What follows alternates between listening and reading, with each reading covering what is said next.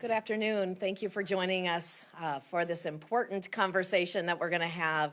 I am Speaker-designate Lisa Demuth from District 13A, and it is my pleasure to share with you the House Republican plans and priorities that we have for the next 2 years that are coming forward. I want to remind you that over the last 2 years, under full Democrat control in the state of Minnesota, we watched an $18 billion surplus. Not only was that spent on the backs of Minnesotans, another $1 billion of taxes and fees were added to support purely partisan priorities.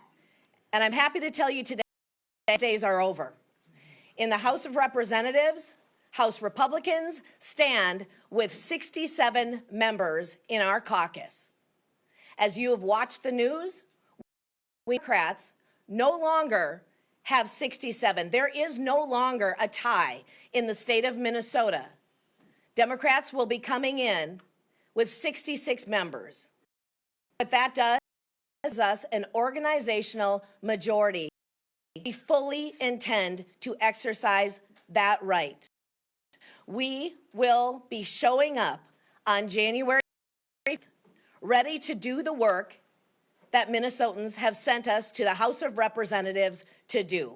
House Republicans are ready to act on what we have heard from Minnesotans across the state over the last 2+ years.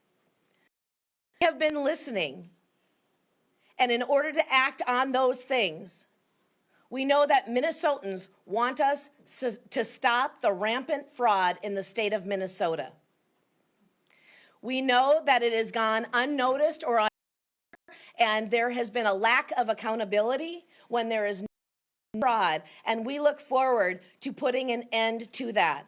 The way that we do that is we are going to have a committee that the sole purpose is focusing on stopping the fraud, rooting it out, and holding our agencies accountable to end this. Minnesota taxpayers are tired of funding the fraud. House Republicans are ready to make that change. We also heard from Minnesotans across the state that they want their lives to be affordable. Democrats over the last 2 years did the exact opposite thing. Again, spending an $18 billion surplus, but raising taxes, raising fees on Minnesotans, hurting the family budget. And the way we are going to accomplish part of this goal is we are going to be repealing that tax on Social Security. We know that Democrats pushed through an automatic gas tax increase that hurts families. We know that we have to find ways for affordable energy. We have to be reliable and affordable, and one of the ways that we plan to do that is repeal the nuclear moratorium. Minnesotans also want their communities to be safe, and House Republicans here in the state of Minnesota join together in demanding that criminals will be held accountable for their crimes. To my right, your left, you will see that we have a poster outlining the top pillars and areas of focus that we will be laser intent focused on this next 2 years. These are going to drive the decisions that we make on policy, on spending, and on saving. This is what we have heard across the state from Minnesotans, and we plan to act on that. It is my honor now to introduce to you Majority Leader Niska, and he will go through the balance of the rest of the areas that we're going to be focused on. Majority Leader. Thank you, Speaker Demuth. As she said, my name is Harry Niska. I'm honored to represent the folks in District 31A in Anoka County, and also to serve as the House Majority Leader in this biennium. In addition to what Speaker Demuth had said, we know that Minnesotans want fewer mandates and higher standards in our education system, in our schools, so that we can assure that the schools have the flexibility and the tools to make sure kids can read, can do math, can do all the basic skills they need to succeed in the economy of the future. Less than 50% of the students in Minnesota schools right now can read or do math at grade level. That has to change, and that's going to change when Republicans are able to pass the reforms that we're going to be advocating for. We've heard that people want Minnesota tax dollars to be spent helping Minnesotans. That means that we need to defund the fraud. That means that we need to defund the benefits that are helping those who are not in Minnesota legally, whether we're talking about free college or free health care. That's something that Minnesota Republicans are going to stand behind. And Minnesotans want us to build for the future. That means that we need to have permitting reform that allows us to build the infrastructure and other projects without unnecessary red tape. And so we're going to be working to ensure that Minnesota is an excellent place to start a business, to have a job, to live and to work and to create jobs. So those are the priorities. Those are the things we intend to bring forward to serve the people of Minnesota when we show up for work on day one. And we're ready to take questions. Madam Speaker, what if Democrats don't show? You don't have That's a great question. That is a rumor that we have been hearing, as you've seen put out. What I will tell you is House Republicans are going to be here. We are ready for work. We are ready to get to work for the state of Minnesota. There is absolutely no reason why Democrats wouldn't show up on the first day of session and be ready to work for their constituents. There is no reason why taxpayers should be on the hook for paying for people that are not going to be at their jobs. And so our expectation is House Republicans will be here ready to go, and we expect that Democrats don't. If they are not here, we will exercise every opportunity to either look at recalls. We know that we definitely know that constituents expect their people to be here at work, and we do not stand for anyone that chooses not to show up. And you mean recall elections? You would try recall? Whatever opportunity is out there, if they choose to do this, we will explore it and we will act. And what about forcing attendance? Could you get law enforcement involved? Are you exploring law enforcement bringing members back, compelling attendance?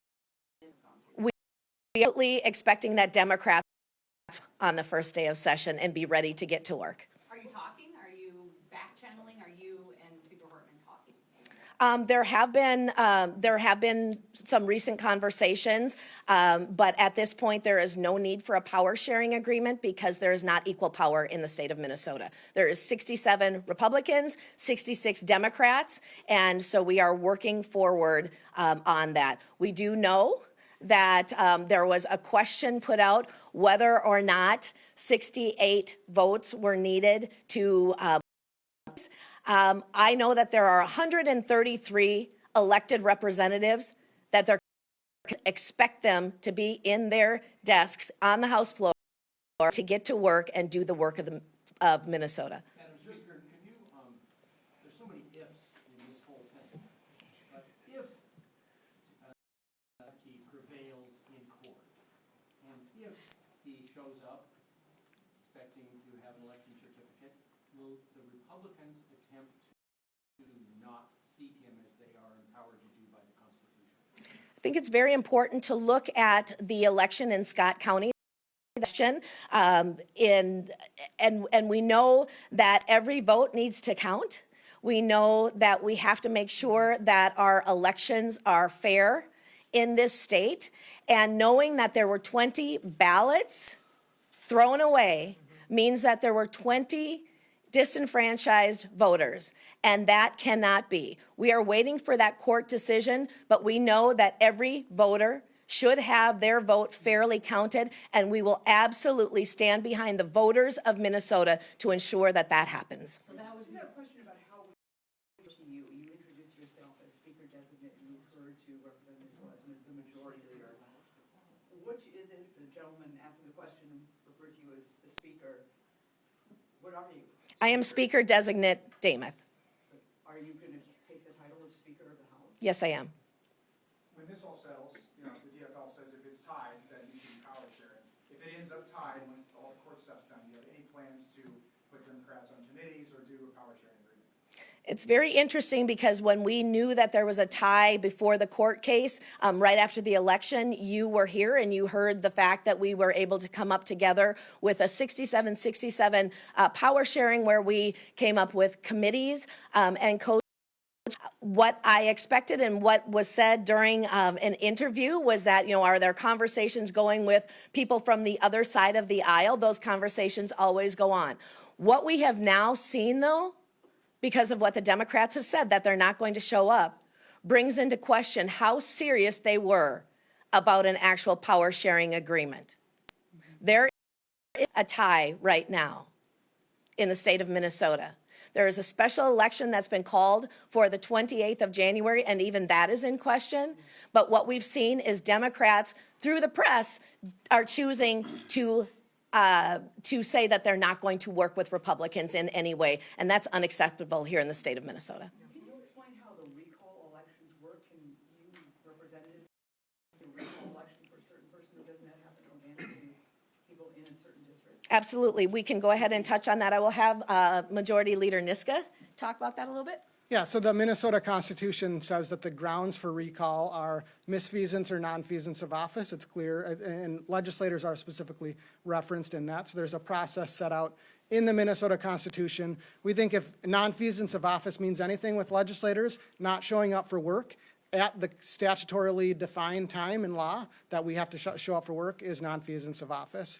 And so certainly any Minnesotan who the legislature doesn't show up for work, we think has the ground to bring to begin the process of a recall election. Is there a precedent for this, under this type of scenario?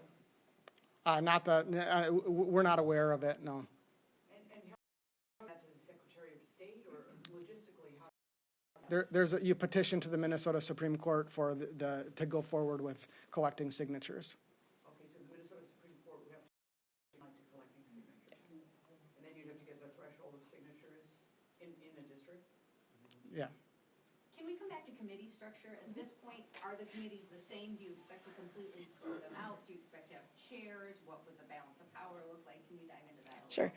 Right now, knowing that there's not a power sharing agreement that's needed because of the fact that we have 67 members, there would not be co-chairs needed. We have Republican chairs that are doing the work. In fact, today, as you remember, is the deadline for when our chairs had sent out letters to the agencies and to the commissioners asking for information. Today's that deadline. I don't know that all of that has been returned, but need co-chairs if there is not a tie or a power sharing.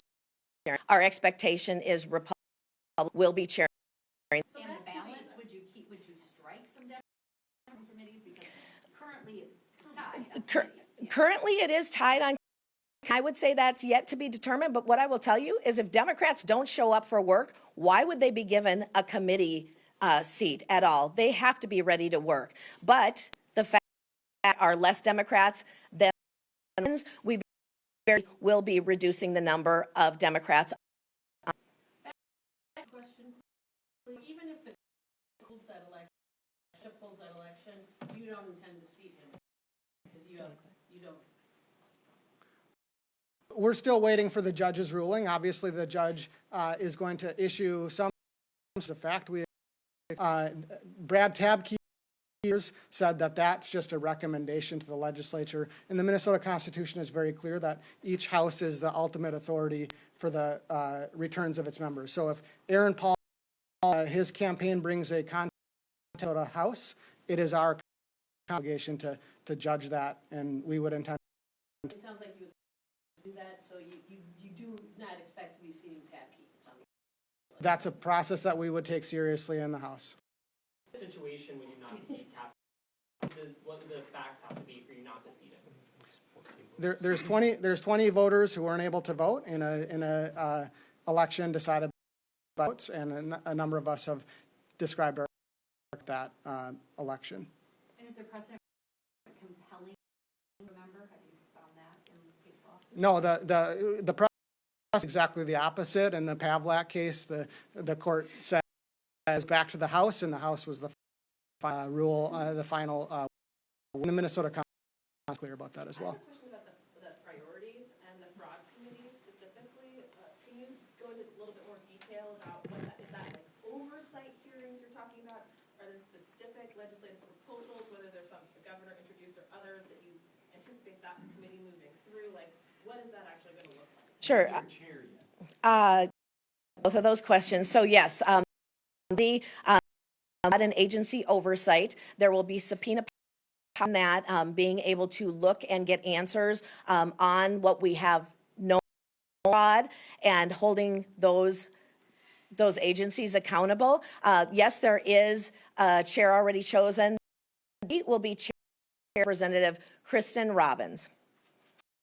Any proposals for like, proposals, new laws or new statutes? Sure, we are. Also, can you talk about what you might do for those? Do you have any ideas on that? Absolutely. So we are still working on the actual bills that'll come through the process there. But as you know, as I said earlier, that all of our committee chairs have sent out letters to the agencies asking for a number of different things: the number of full-time equivalent employees, how many filled or not filled.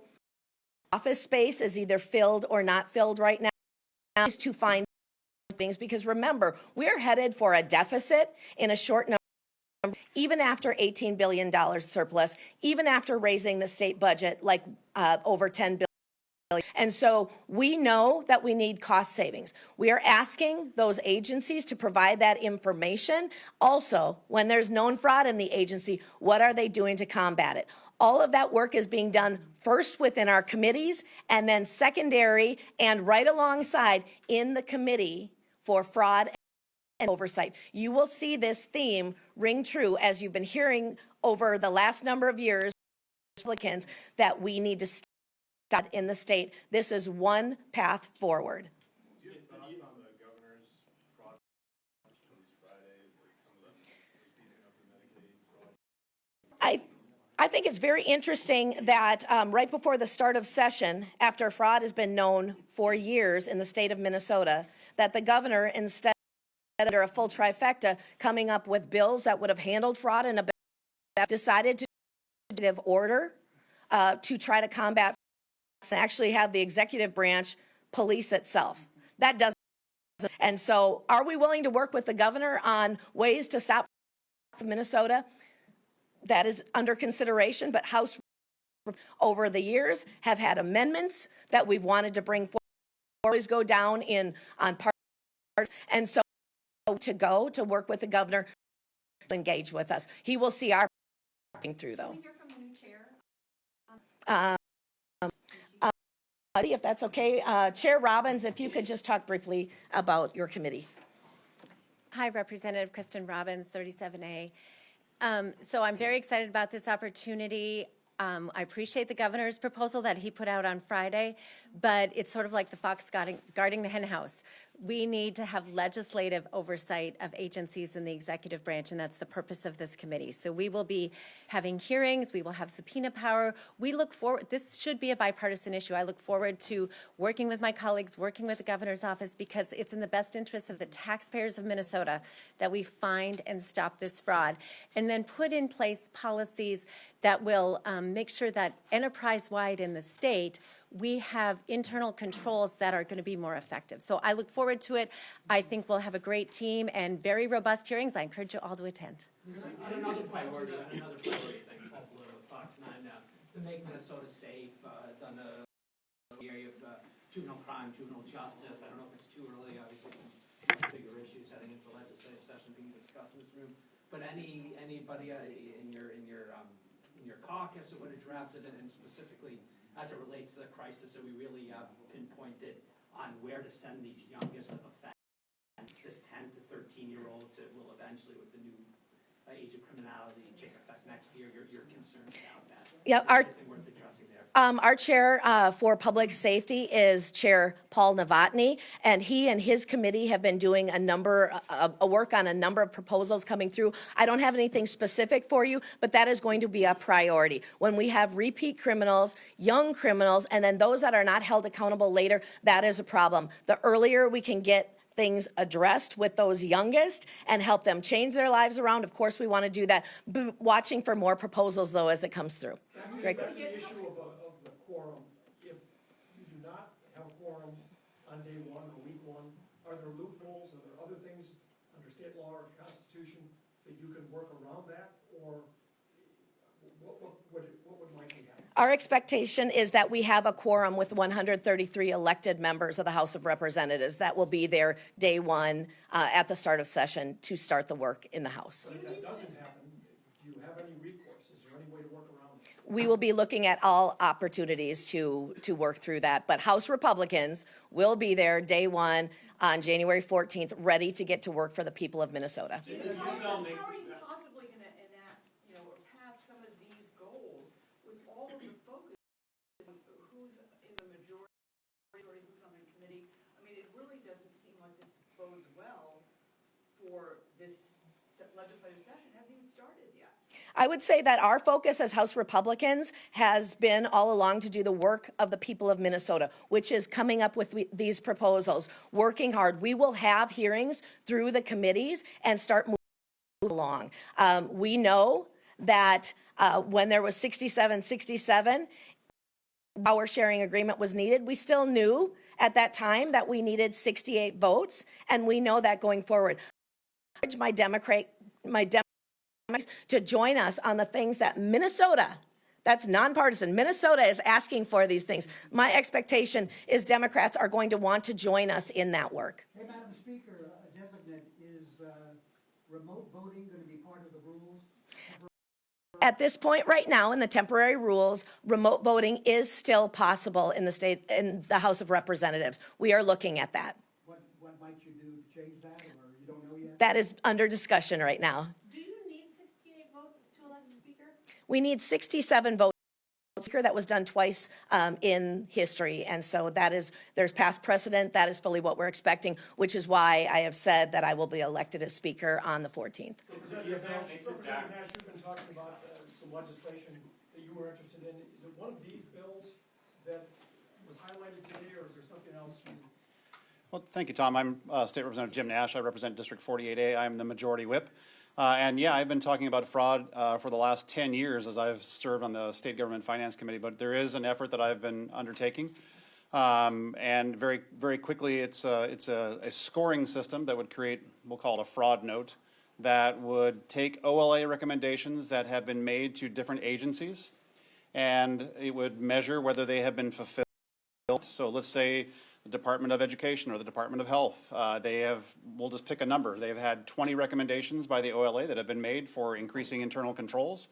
If they've implemented 2 of them, we're going to be able to score that. And as we move forward in the appropriation efforts, we'll be able to say, you've implemented 2 internal controls out of 20 recommended, and it is intended to make sure that all members who are going to be casting a vote there in committee are well informed so that they can say, you're not responsible with money, and we've seen rampant fraud coming out of just those 2 agencies alone. This is an effort that should be 134 votes in the chamber that will say, we don't like fraud, we're trying to take precautionary steps to make sure we eliminate that fraud, and simple information that's given to the legislators before they cast a vote, whether to appropriate or not to appropriate money, is very, very important. So would that impact their ability to get the appropriation they're seeking, or what would be the ultimate goal? Legislators still get the chance to cast a vote whether they're going to appropriate money or not, but I would be shocked if even my DFL friends were to say, well, even in the face of rampant fraud and the fact that they have chosen to not implement internal controls, that we should still appropriate that money. I'm hoping that it is a cautionary tale that is listened to by all legislators, and that something as simple as a numeric representation of the propensity for fraud would be something that everybody takes action on. If the DFL makes it up to 67 members at some point during the legislative session, will you commit to work on a power sharing agreement and potentially restructuring things if work can get done? It's really interesting to see how there was the power sharing when we were at 67-67, and then because of the court decision in the Roseville case where that was lied to the constituents, the state of Minnesota decided to resign a seat he has never held, so a special election needed to be. It's very interesting with that change because of the courts that all of a sudden our friends, our Democrat friends that were all about power sharing, when there is this change, they don't want to work with Republicans at all. It completely begs the question of whether or not a true power sharing was going to work when we see that Democrats are refusing to potentially even come into work. So to your question, whether or not we will resume power sharing, I can't answer that right now because it doesn't look hopeful. It does not look like they actually want to work with Republicans, and that's what would be needed if there was a true power sharing. What if they stalled until We will do the work. Sorry, it's no power sharing agreement. Sure, we will absolutely do the work that Minnesotans have sent us to do, and that is electing me as speaker on day one. We will start the committee work going forward. Whether they choose to show up or not is up to them. And what Do you about hope that to have seat? 68 Republican votes by the time their end of session when the rubber hits the road? We know that there could be another special election. We have an election in Roseville that is not yet determined. We will have 68 votes to pass bills off of the House floor. And what about that special election and the timing? We're gonna hear from the party chair. Do you think that was legal or constitutional for the governor to call that in that timeframe? You know, the statute is very clear on how, due to an election contest, a special election is to be called. It clearly says that a special election can be called 22 days after the first day of session. First day of session is the 14th. Pushing that out 22 days. The special election should have been called February 5th. We fully, though, as much as we want that seat filled as soon as possible, we first expect our governor to actually follow the law. And that was not done. And is the caucus joining the suit? We are focused on the work that we're doing. The state party has gone ahead and filed this suit, which we know that they have every right to do, and we're supportive of that. But we've been focused on the things and doing the legislative work while they've been handling it on the other side. So unofficially supportive, not. Unofficially supportive. Madam Speaker-designate, I'm just wondering, as Minnesotans are watching this at home, this sort of back and forth between yourself and your Democratic peers, what should they take away from this, and should they be worried about not passing a budget in time?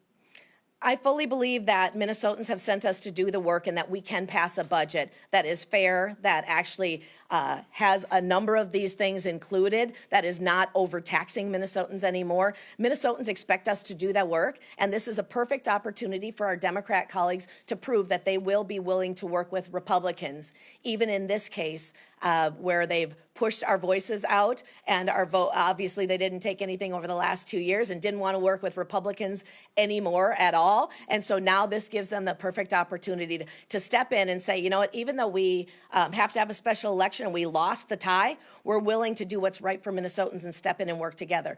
Minnesotans should expect that that budget would be passed. It would be a solid budget, and it will be passed on time.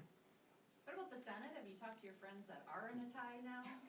Over Well, there and what that portends for? we can tell them what it was like to be in a tie for a short time. Now, obviously, we are in that organizational majority, but yes, we have been in communication with Senate Republicans. We have not been in communication with Senate Democrats. They have not engaged us in any way. What does that portend for session? I mean, could we be in complete deadlock if both chambers are tied? It's really interesting to me to know that there is bipartisan work that can always be done, but to watch a party dig in and refuse to work in a tie or in an organizational majority is incredibly disappointing. This is a time where balanced government was what Minnesotans wanted. This is a time to prove that it can be done. It's going to be up to our Democrat colleagues, both in the House and the Senate, how much they actually do want to work with Republicans. Do all of the Republican caucus members in the House live in their districts? Yes, all Republicans in the House of Representatives absolutely live in their districts. Can someone talk about, it sounds like there's going to be a crackdown on people without legal status utilizing state programs, and I'm wondering if someone can talk about that. I can take that. We know that the spending that was done over the last year to the North Star Promise Act, the free college, basically, where I just want to remind everybody, nothing is free. So that's taxpayer-funded college education. We believe that taxpayer-funded college education should be available to Minnesotans that are here legally. Wouldn't you have to repeal or update the Minnesota DREAM Act in order to do that? There would be a number of things that we would be looking at to accomplish this. That free college, taxpayer-funded college, is already out of money, and it's very interesting that as that bill was written and passed into law, that it didn't take into consideration those students that were going to choose private education, but only public education. And so there's a lot that needs to be changed in order to make that workable for Minnesotans for Minnesota taxpayers and students that would be able to take advantage of that so that they would have their opportunity to make the best educational choice that they would like to make. You mentioned gas tax increase. Can you clarify, do you want that rolled back? We need to roll back as much of these automatics that were put into place because we do know that we're headed to a deficit. Are you taking it for granted you'll have 67 votes on everything? There's been seen some words on Twitter that have been critical, insulting of you, Madam Speaker-designate. I wonder if it's clear that you've got 67 strong votes in your caucus. I know House Republicans have completely agreed that I have 67 votes for Speaker. We are completely unified on that. I have no doubt in my mind. How about the rest of the agenda going forward? We have still not completely developed that, the rest of the agenda. We obviously have the priorities that you'll see here, and we'll move through the committee process as we bring those forward. Can I start to talk to Democrats about any of these items, maybe even like the nuclear moratorium, if you could get a vote or something? We will continue talking with our Democrat colleagues should they show up for work. Have you talked to the governor recently? Have you reached out to him at all? The governor has not reached out, but I have reached out to his office just a few weeks ago and asked for a standing meeting. I think that would be the best way as we're working toward the end of session, but the best way to really start that. I know they received my request and acknowledged it, but they have yet to set a standing meeting with me at all. That's all we got time for. Thank you. Thank you. Thank you.